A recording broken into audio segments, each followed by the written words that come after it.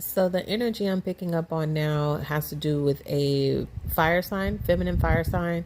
Um, Aries, Leo, Sagittarius, possibly. It doesn't have to be. But they're in this energy of wanting to come together in some form of relationship. It could be platonic or romantic or just some collaboration. Equal and reciprocal, and just having a good time, joyous, celebratory, just on one accord and harmonious. Like they're seeking that.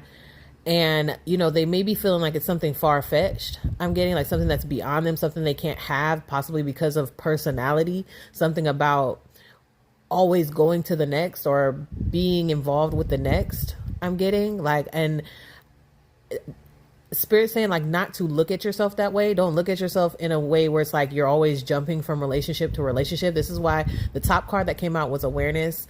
The deity that is represented here is Sobek in ancient Egyptian Kemetic mythology, and it deals with the ego.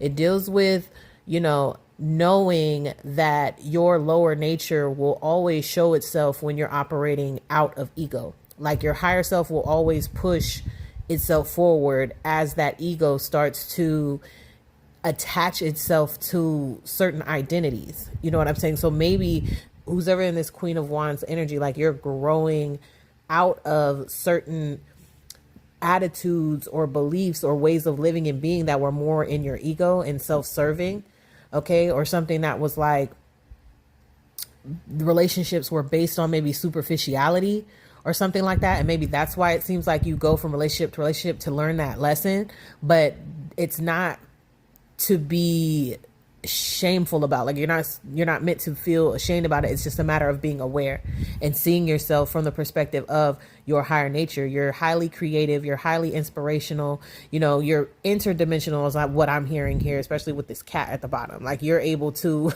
that's why your relationships come and go, because you're able to relate spiritually on many different levels with people. And then you also have this energy of fire that is influential, and it rubs off on people. Okay. So it's like you being able to have multiple relationships is not like a fault. It's just going into relationships with a higher awareness of a lower nature and keeping it in check with your higher spiritual ideals here to have relationships that are balanced and equal, and having a temperance with how you are in relationship and knowing your motivations. That's why the temperance angel is above the lovers here. And also thinking about what your intentions are for relationship as well. Just stay aware.